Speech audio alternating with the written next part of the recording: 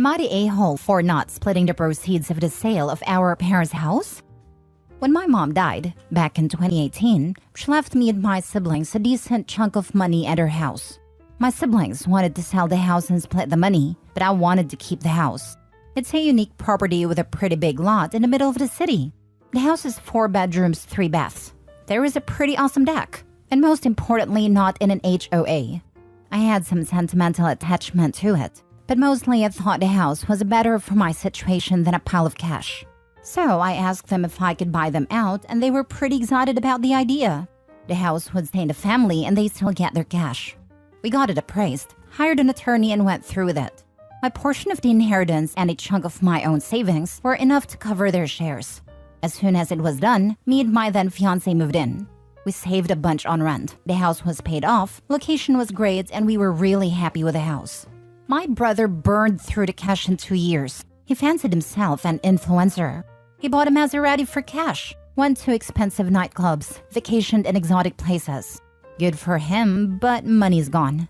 My sister and her husband bought a really expensive boat. I guess that's better. They did use it pretty often and my nephews love it. But from what I understand, her portion of the money's gone too. I got married and we had a son. We would host my siblings on holidays and at Christmas before COVID, and I started to notice it. They were making snide comments about how much the house must be worth now. Since 2018, we had an influx of people to my city. It's growing rapidly, and the price of the house essentially tripled. We've had a bunch of all-cash offers on the house when we weren't thinking of selling. But this year, we decided to move. My wife was pregnant again, and we were going to relocate closer to her family. I talked to my boss, and he said the place we were moving to had an office I could commute to on the days I work in the office. So we put the house on the market, and it sold pretty quickly, and that's when the trouble started. Both of my siblings think that I owe it to them to split the profit I made, because it's only fair. We were in the middle of a move-in house hunting in a new place, so I didn't really have time to go on about this. Well, it's been months, and they have not stopped bothering about how I cheated them out of a portion of their inheritance, and I was being really selfish. They point out that the process of me buying them out was pretty smooth. We didn't have any problems or hiccups, and they did me a favor by not kicking up a fuss. Now they want to split the profit, because it was their house too. This has become really toxic, and most of my family's on their side. My mom's sister says it would have broken her heart to see her kids fight like this, and I should just split the money with my siblings. My dad's sister thinks I should buy them off so they shut up. Am I the a-hole for refusing to split the money? Not the a-hole. The fact that they didn't understand that you can either invest or spend an inheritance is not your problem. They chose to spend their inheritance, while you chose to invest yours. Now that they've pissed theirs away, it's on them. One squandered it on an expensive car that lost value the moment it came off the lot. The other wasted it away on a floating money pit. If Opie gave them more money, you can guess they will squander it. Opie made a fair deal, not the a-hole. With those types of investments, they'd still be broke, even if they had all sold the house to begin with. Not the a-hole. It's not your fault that the house is worth more now than when you bought out your siblings. I'd point out that all 3 of you invested your inheritance in different ways, and yours is the only one that paid off financially.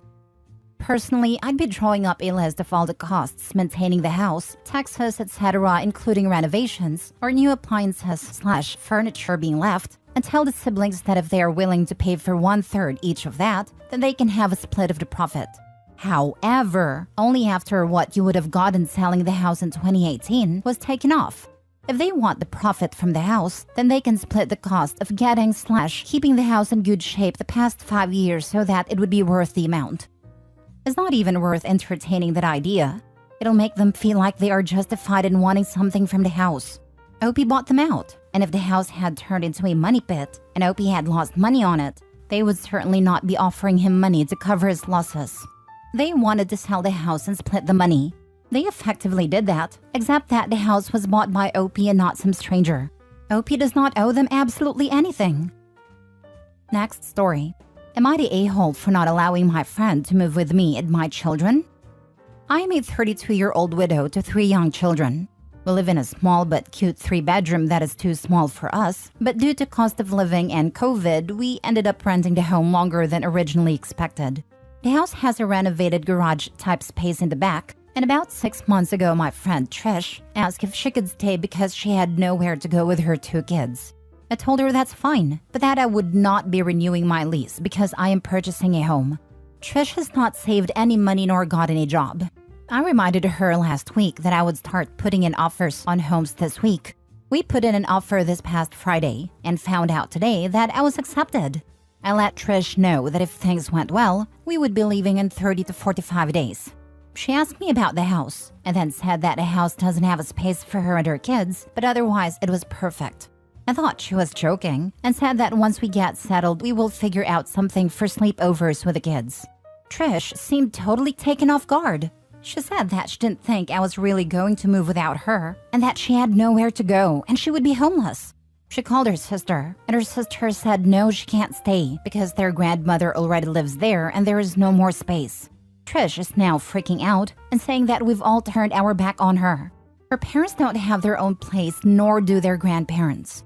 I recommended income-based housing and a job, but she said she doesn't want to put her kids in daycare. She says that I have more than enough money to help her and still buy a house.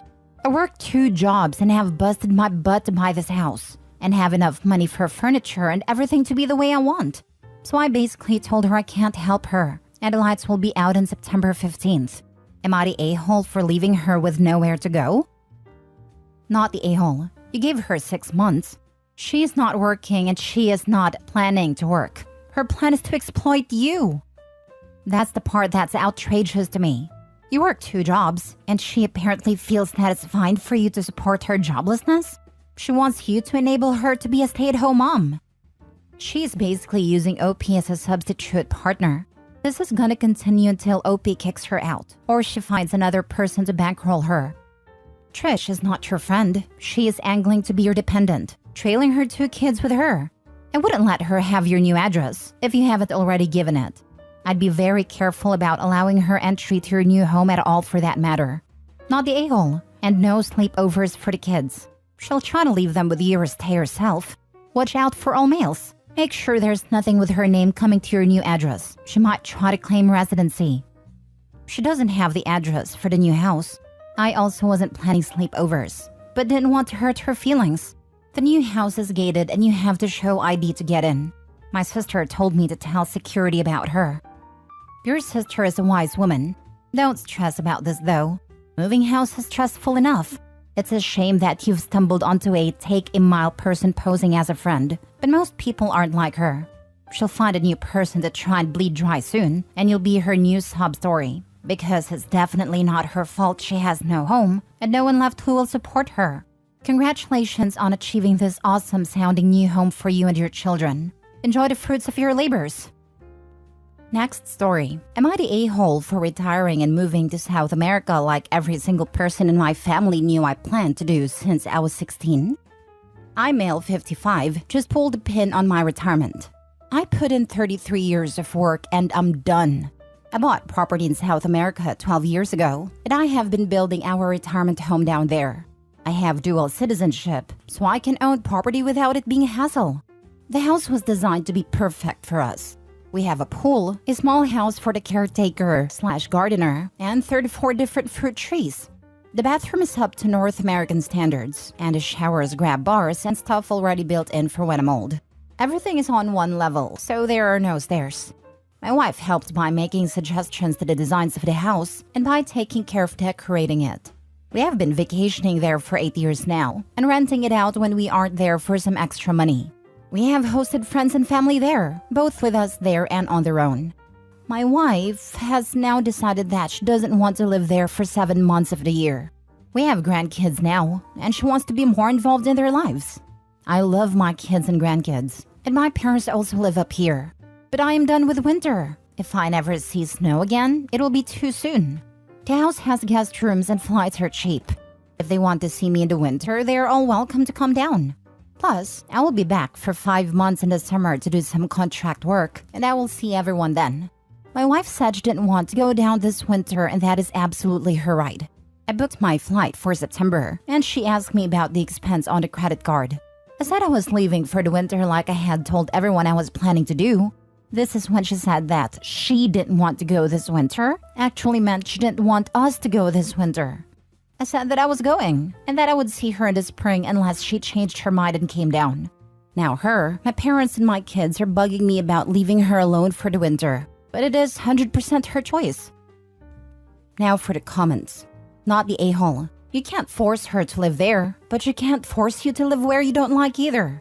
If I never see snow again, it will be too soon. Same here. I hate snow. After one particularly bad winter, I vowed to be somewhere warm by the next winter.